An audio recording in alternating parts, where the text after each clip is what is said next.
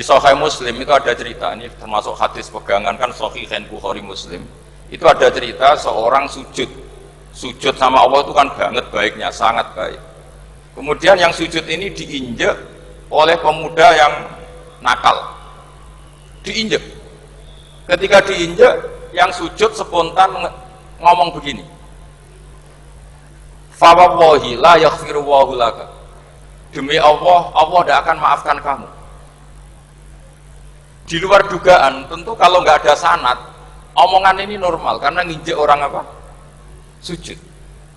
Tapi di luar dugaan, Allah mewahyukan ke Nabi di zaman itu, disuruh bilang sama orang yang sujud itu, Allah ngendikan, manggal ladzi yata'alla alayya alla aghfira li fulan faqad ghafartu lahu wa ahbattu amalah. Siapa yang mencatut nama saya bahwa saya tidak bisa memaafkan orang yang nginjek, Allah tersinggung karena namanya dicatut. Saya ini Tuhan bisa menyiksa dan bisa mengampuni. Kenapa sifat saya jadi satu hanya menyiksa? Sifat ampunan saya di mana? Itu kalau nggak sanad nggak bisa.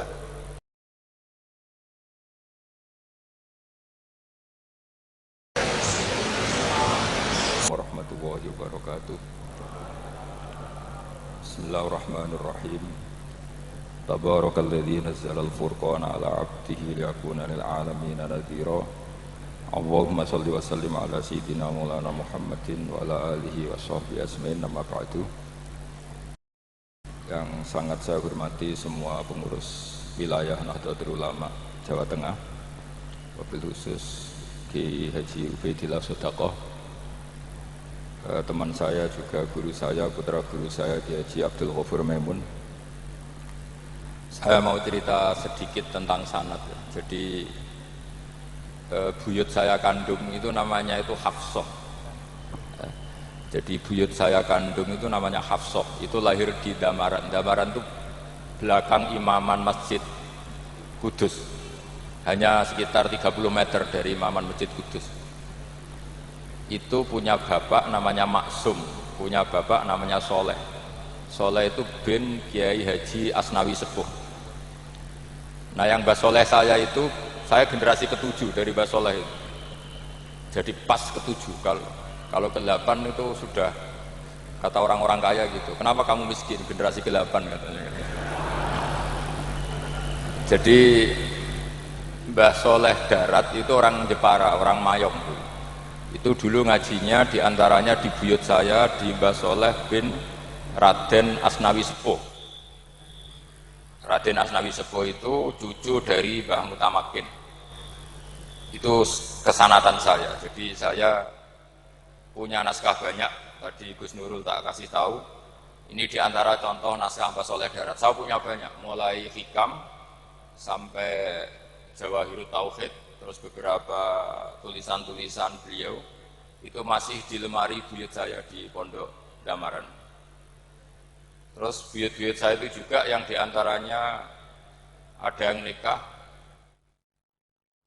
di keluarga Gedungan, dan itu sebagian melahirkan Pak Said Akil. Jadi buyut-buyut Pak Said itu adiknya buyut saya. Tapi kalau saya dengan beliau itu sepuh beliau. Jadi kalau saya manggil Pak Said itu kira-kira kalau nggak paman ya mbah. Kenapa saya cerita ini? Karena di antara ikatan sanad itu dzurriyatam ba'duha min ba'd. Ada keterikatan cara berpikir berdasar sanad. Tadi seperti yang dikatakan moderator, laulal isnadu laqala man sa'a ma sa'a. Andai kan tidak ada sanad, maka orang akan berpikir agama sesuai maunya. Dan itu bahaya sekali, karena agama ini riwayat seperti tadi yang dikatakan inna hadzal ilma dinun fangduru amman ta'khuduna dinakum. Saya punya sekian contoh cara berpikir sanad dan cara berpikir rasional. Di akhir Ihya itu ada cerita tentang rojak, dan ini pasti di luar dugaan sampai, karena sanad itu cara berpikir itu ya ikut saja. Yaitu ada dua orang ahli neraka dipanggil Allah dalam keadaan di borgol, ditanya sama Allah, enak di neraka? Jawabannya pemuda itu ya, wah Gusti ya, di neraka kok enak? Ya jelas gak enak. Ya sudah, kamu kembali lagi ke neraka. Dugaan kita kan pasti anak ini nggak mau. Ternyata enggak, dia lari sekenceng-kencengnya menuju neraka. Semangatnya Masya Allah. Makanya ini sekaligus ijazah, kalau disuruh masuk neraka yang apa? Semangat. Oh itu Tuhan akhirnya tanya, loh kamu tak suruh ke neraka kok semangat? Gusti saya ini sudah kapok, ketika di dunia kalau jenengan nyuruh sholat saya lelet, jenengan menyuruh kebaikan saya lelet. Sebagai bentuk kapok saya, dengan menyuruh saya ke neraka saya semangat, supaya saya nurut. Barokahnya semangat menuju neraka, ya sudah di surga saja. Ya, makanya ini nanti kalau kamu disuruh masuk neraka, yang apa? Semangat. Karena kita di dunia, itu ada di akhir ikhya. Artinya, itu kan di luar dugaan kita. Cara berpikir seperti itu di luar dugaan kita. Akhirnya dia jadi ahli jannah. Cerita kedua ya masih di bab yang sama. Yang satu disuruh. Enak di neraka, ya enggak Gusti. Sudah kembali lagi ke neraka. Si orang ini tolak itu. Tolak. Terus ditanya sama Allah, kenapa tolak? Ya Allah, ketika engkau memanggil kami ke surga, saya tidak pernah ngira kalau akan engkau kembalikan lagi ke neraka. Ya sudah, kamu di surga saya karena khusnudzon sama saya. Ini berarti ada dua sanad. Lucunya sama-sama benar. Yang semangat ya benar, yang lelet juga benar. Maka kamu punya dua pilihan. Nanti kalau disuruh masuk neraka, bisa semangat, bisa apa? Lelet. Dan semuanya nanti di surga. Artinya begini, sanad itu apa ya? Enggak yang kita duga. Makanya saya mohon siapapun yang mencintai agama ini harus banyak baca. Jangan nuruti emosi, kemudian emosi itu di atas namakan agama. Di Sahih Muslim itu ada cerita, ini termasuk hadis pegangan kan Sahihain Bukhari Muslim. Itu ada cerita seorang sujud sama Allah itu kan banget baiknya, sangat baik. Kemudian yang sujud ini diinjek oleh pemuda yang nakal, diinjek. Ketika diinjek, yang sujud spontan ngomong begini, fa wallahi la yaghfiru Allahu laka, demi Allah, Allah tidak akan maafkan kamu. Di luar dugaan, tentu kalau nggak ada sanad, omongan ini normal karena nginjek orang apa? Sujud. Tapi di luar dugaan, Allah mewahyukan ke Nabi di zaman itu, disuruh bilang sama orang yang sujud itu, Allah ngendikan, manggalladzi yata'alla alayya alla aghfira li fulan faqad ghafartu lahu wa ahbattu amalah. Siapa yang mencatut nama saya bahwa saya tidak bisa memaafkan orang yang nginjek, Allah tersinggung karena namanya dicatut. Saya ini Tuhan bisa menyiksa dan bisa mengampuni. Kenapa sifat saya jadi satu hanya menyiksa? Sifat ampunan saya di mana? Itu kalau nggak sanad nggak bisa. Saya ulang lagi, Allah itu apa? Zat yang bisa yaghfiru liman yasha wa yu'adzibu man yasha. Tapi orang yang sujud ini hanya mensifati Allah satu, yaitu Allah pasti menyiksa. Dan Allah tersinggung. Bagaimana mungkin saya Tuhan hanya berstatus bisa menyiksa, tidak bisa mengampuni? Akhirnya orang ini disalahkan, malah yang sujud tadi. Bilang ke orang itu, sujudnya saya hapus pahalanya, dan yang nginjek saya hapus dosanya. Tapi ya bukan berarti terus kamu boleh nginjek orang sujud, ya enggak. Artinya gini loh, saya hanya memperkuat moderator tadi. Berpikir agama itu berdasar sanad. Kalau nuruti emosi pasti kita akan setuju Allah tidak ngampuni yang menginjak. Tapi berdasar sanad, berapa orang yang dulu melukai Nabi, bahkan punya niat membunuh Nabi, akhirnya ditobati oleh Allah Subhanahu wa Ta'ala. Siapa yang nggak tahu cerita Surakoh, orang yang niatnya bunuh Nabi, ditobati Allah. Siapa yang nggak tahu cerita Khalid bin Walid, orang yang punya konsep untuk mengalahkan Nabi di perang Uhud, juga akhirnya masuk Islam dan diampuni Allah. Banyak lagi tokoh kafir yang dulu musuhi Nabi akhirnya ditobati oleh Allah. Sehingga ketika Nabi sangat marah ya dengan mereka yang kafir, malah ada ayat turun laisa laka minal amri syai'un aw yatuba alaihim aw yu'adzibahum, bahwa wilayah mengampuni dan memaafkan itu wilayah Allah. Tentu kita secara syariat akan mengatakan yang nginjak itu salah, pasti itu. Kalau yang nginjak itu pasti salah, yang kafir pasti salah. Tapi jangan katakan kalau Allah tidak bisa menobati mereka. Lagi-lagi yang bisa mengertikan itu apa? Sanad. Kita ngaji di bab itu bahwa ada orang diinjak, ternyata Allah ketika yang sujud mengatakan wallahi la yaghfiru wallahu laka, demi Allah Allah tidak akan maafkan kamu. Loh, mensifati Allah dengan satu sifat la yaghfiru itu Allah tersinggung karena Allah bisa yaghfir. Makanya ini penting sekali saya utarakan supaya kita ini bicara itu sesuai sanad. Karena andai kan tidak sanad, agama ini di logika, kemudian logika orang itu berbeda-beda. Maka kayak apa kacaunya agama ini? Terus yang ketiga, saya beri sekian contoh. Ini saya bawa kitab Hikam yang diterjemah oleh Mbah Soleh Darat. Saya dulu pernah ngaji Hikam sama banyak Gus Zofur. Cara berpikir Abul Hasan Asyadzili misalnya. Umumnya orang itu kan kalau amal itu ingin diterima ya. Kalau sujud ingin diterima Allah, kalau sholat ingin diterima Allah.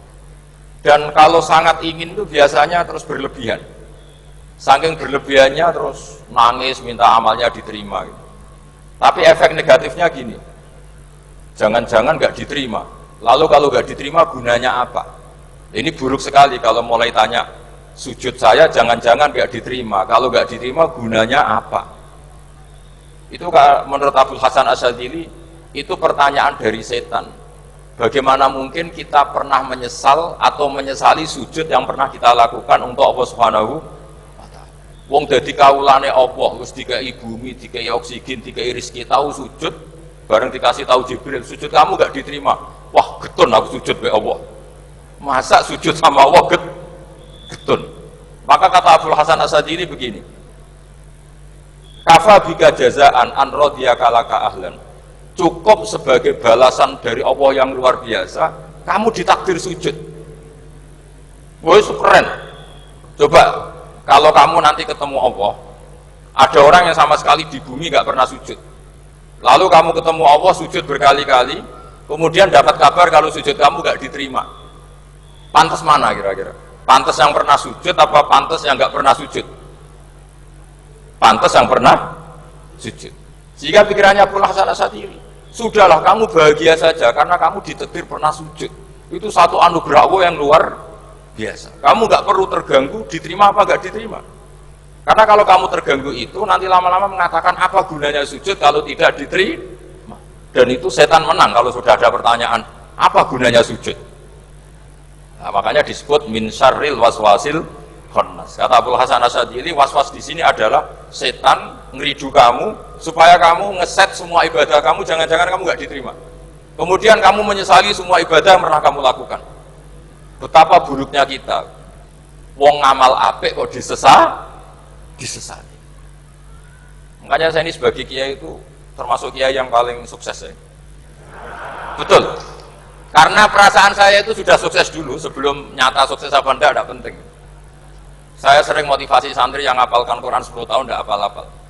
Nanti kalau ketemu Allah tetap keren. Pernah ngapalkan kitab saya? Pernah Gusti. Hafal tidak. Tapi kan keren pernah menghafalkan. Daripada sampai ditanya, pernah ngapalkan Quran? Tidak. Kok hafal lagu dangdut? Nah, itu posing sama jawabnya. Tapi kalau santri saya pernah ngapalkan, pernah Gusti. Di mana di Guswa? Hafal enggak? Beda saja enggak. Tapi saya mencintai kitab engkau dan bukti cinta saya tak hafalkan. Cuma nasib tidak memihak saya Gusti, kan masih lumayan itu. Daripada ditanya, pernah ngapalkan Quran? Tidak Gusti. Jebule hafal lagu dangdut, yang ibu-ibu hafal harga cabai, naik turunnya harga berambang. Ini harga sembako hafal, tapi kalau Quran tidak hafal. Nah, pikiran-pikiran kayak Abul Hasan Asyadzili itu harus kita kembangkan. Makanya saya suka sekali ketika Mbah Mun yang sekarang diteruskan Gus Wafi meresmikan Thariqah Asyadziliyah. Ya cerminannya kitab Hikam itu yang diterjemah Mbah Soleh Darat. Karena Hikam adalah murid Abul Abbas Al-Mursi. Beliau adalah murid Abul Hasan Asyadzili. Jadi gampangannya kalau sampai ingin tahu cara berpikir Abul Hasan Asyadzili itu ngaji Hikam. Karena Hikam itu cucu muridnya Abul Hasan Asyadzili. Dan itu cara berpikir gampang sekali. Misalnya hubungan dengan Allah. Ilahi kullama akhrosani lu'mi antokoni karomuka. Ya Allah, ketika saya terbungkam oleh kesalahan-kesalahan saya, sampai saya ini merasa tidak pantas minta, tidak pantas memohon sama engkau karena dosa saya banyak. Tapi kata beliau, antokoni karomuka. Tapi saya berani melafadzkan doa itu berdasar rahmat kamu tidak terbatas. Dan itu indah sekali kata-katanya. Ilahi kullama akhrosani lu'mi antokoni karomuka. Jadi kullama akhrosa. Sekirane bungkam disononi ingsun apa lu'mi sifat elek antoko mau dari iso ngucap ini ingsun apa karomuka sifat lomani dan itu dipraktekkan semua ulama. Ya nafsula taknati min zallatin azumat innal kaba'ira fil kufrani kallamami. Jadi yang seperti yang dikatakan tadi Gus Ubaidillah tadi, ya sudah, kadang ada baron saya, ada Busiri, saya tidak tahu karena bacanya innal kaba'ira fil kufrani kallamami la'alla rahmata rabbihina yaksimuha ta'ti ala hasabil isyani fil kisami. Itu ada orang terlalu fanatik kebaikan datang ke Abdul Hasan Asy'adzali gerutu karena dunia ini sudah kacau balau, banyak maksiat, banyak macam-macam. Apa jawabnya Abdul Hasan Asy'adzali? Man ahabba alla yusawahu fi ardi faqad ahabba alla tadhhara maghfiratu. Jadi malah dibalik. Kalau kamu ingin dunia ini steril, nggak ada apa-apa, berarti kamu tidak suka akan kelihatan maghfirahnya. Oh. Jadi sanad-sanad seperti ini harus kita jaga. Meskipun tidak kita manfaatkan untuk kepentingan hadun nafsi, tapi kita harus kita jaga. Jika kita jadi orang itu tidak terlalu sepaneng dengan pikiran kita bahwa maksiat itu pasti mendatangkan azab. Kok kamu katakan pasti, itu buktinya apa? Maksiat itu salah, kalau salah harus istighfar. Maksiat itu salah, tapi Allah bisa saja mentobati yang maksiat kemudian jadi orang baik, karena Allah tetap bersifat yaghfiru liman yasha wa yu'adzibu may yasha. Kok kamu katakan pasti-pasti, itu sanadnya dari mana? Jadi ini pentingnya sanad ya. Jadi kita harus terus menjaga sanad ini supaya cara berpikir agama sesuai garis yang pernah ditulis oleh para ulama yang semua itu musalsal ila Rasulillah sallallahu alaihi wasallam. Terus ini mumpung ini di depan Gus Zofur juga ini pernah tak baca di depan putra-putra beliau, di depan anak-anak. Ini nanti saya hadiahkan ke PWNU Jawa Tengah. Saya nulis kitab ini sebagai bentuk saya bahwa apa yang dilakukan Syekhina Kiai Haji Maimun Zubair semuanya itu berdasar khazanah-khazanah yang ada dalam kitab-kitab Al-Kutubil Mu'tamadah. Di antaranya ini kitab Khilyatul Auliya. Kitab Khilyatul Auliya itu kitab kesayangan Imam Ghazali. Sampai kalau baca Ihya Juz 4 itu beliau memberi saran ke kita wa alaika bimudawamati mutolaati kitabi Khilyatil Auliya wa Tabaqatil Asfiya. Karena Imam Ghazali fi Manaqibil Akhyar itu nginduk kitab Khilyatul Auliya karangannya Abu Nu'aim Al-Asfihani. Kalau di tasawuf beliau nginduk kitab namanya Qutil Qulub karangannya Abu Thalib Al-Makki. Kalau di fikih tentu beliau nginduk gurunya sendiri Imamul Haramain, yaitu Nihayatul Matlab fi Dirayatil Madhab. Ini saya beri contoh kenapa Mbah Mun, Kiai Ubaidillah, semua tokoh-tokoh NU cara perilaku itu santai, rileks tapi terarah. Ini saya beri contoh, ini riwayat dari Sufyan bin Uyainah, termasuk gurunya Imam Syafi'i. Ini halaman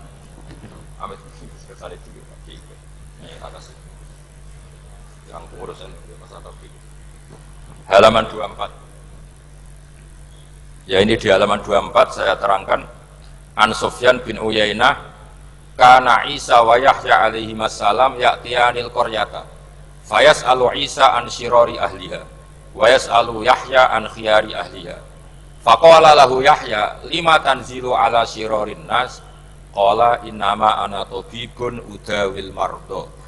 Ini di juz 7 halaman 323. Jadi mulai dulu ulama itu ada yang fokus mengelola orang-orang soleh, tapi ada juga yang mendokteri orang-orang yang macam-macam. Nabi Isa itu kalau di satu daerah tanya, di sini yang orang nakal-nakal di mana? Oh di situ. Terus beliau ke situ. Ditanya Nabi Yahya, kenapa ke situ?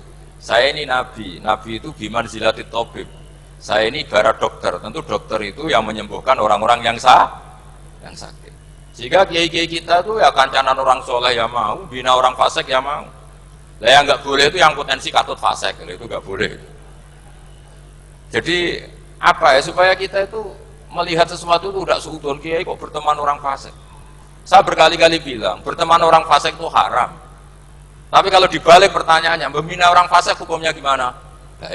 Bisa membina kalau berteman, ya sudah dibolak-balik gitu. Tapi kalau dibalik, berteman orang fasik menjadi fasik, ya jangan berteman kalau buatnya masih seperti itu. Ya terus saya teruskan ya. Sayyidina Umar itu terkenal orang yang sangat keras. Sayyidina Abu Bakar terkenal orang yang layyinal janib, orang yang sangat santun, sangat sopan. Tapi anehnya ketika Abu Bakar mau wafat, itu khilafah atau khalifah itu diwasiatkan supaya yang mimpin itu Umar. Padahal orangnya sangat keras. Tapi yang jarang diketahui publik adalah ngiranya Umar keras itu wataknya. Ternyata enggak. Di sini diterangkan Umar wataknya itu sebetulnya bisa memilih keras atau halus. Ini saya baca ya di halaman 25. Beliau ditanya oleh Abdurrahman bin Auf. Terus beliau menjawab, ya Abdurrahman, wallahi laqad lintu linnasi hatta khasyitu wa fil lain. Tsumma staddattu alaihim hatta khasyitu wa fi siddah. Fa ainal makhraj. Terus di sini saya terjemah, saya saat lunak juga takut sebab lunak bisa dianggap pembiaran, tapi saya juga takut Allah saat keras sebab keras jangan-jangan termasuk tanfir, orang lari dari kebenaran. Ya misalnya gini, sampean punya anak, putri atau punya ponakan pacaran, datang ke kamu sama cowoknya, kalau kamu lunak pasti ponakan kamu ngira, wah Pak D gak apa-apa, padahal Pak D saya itu kiai, ternyata saya gak ditegur. Lunak itu punya akibat dianggap pembiaran terhadap maksiat. Ya. Tapi kalau kamu keras, wah nak nenggonku tak wantemi watu, kan nggak pernah ke kamu, bagaimana bina wong sowan saja nggak berani. Artinya efeknya sama, terlalu lunak ya punya efek tidak bisa bina, terlalu keras juga punya efek tidak bisa bina. Maka kata Sayyidina Umar, fawallahi laqad lintu linnas hatta khasyitu wa fil lain. Artinya saat bersikap lunak saya takut Allah karena lunak bisa dianggap pembiaran terhadap maksiat. Tsumma staddattu alaihim hatta khasyitu wa fi siddah. Ketika keras saya juga takut, karena kalau terlalu keras bisa tanfir, bisa orang lari dari kiai, dari orang soleh. Makanya dalam guyonan-guyonan ulama itu ada preman jagongan di orang-orang fasik. Ditanya, kenapa kamu jagongan sama orang fasik? Kenapa tidak jagongan sama orang soleh? Habis orang solehnya marah-marah terus, lah ini ramah. Makanya saya milih yang ramah saja. Gitu. Itu meskipun guyonan, tapi pelajaran bagi kita. Karena ya memang Quran seperti itu, walau kunta fadlan ghalidhal qalbi lan faddu min haulik fa bima rahmatin minallahi linta lahum, terusnya itu.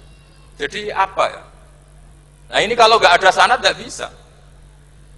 Nggak ada sanad nggak bisa, pasti kita berpikir sesuai keinginan kita. Maka ada ancaman yang keras, man fassaral Qur'ana bi ra'yihi falyatabawwa maq'adahu minan nar. Jadi saya mohon sanad-sanad seperti ini kayak yang dikatakan Umar tadi. Wallahi laqad lintu linnas hatta khasyitu wa fil lain. Tsumma staddattu alaihim hatta khasyitu wa fis siddah. Jadi kita akui bahwa dalam lunak juga ada sekian problem, dalam keras juga ada sekian problem. Terus kita bikin satu metode, satu manhaj yang kira-kira ya sa'iqal lisyaribin, atau yang lebih dikenal dengan Islam wasatiyah. Ada tawazun, ada tasamu, ada macam-macam. Ya, saya kira demikian. Assalamualaikum warahmatullahi wabarakatuh.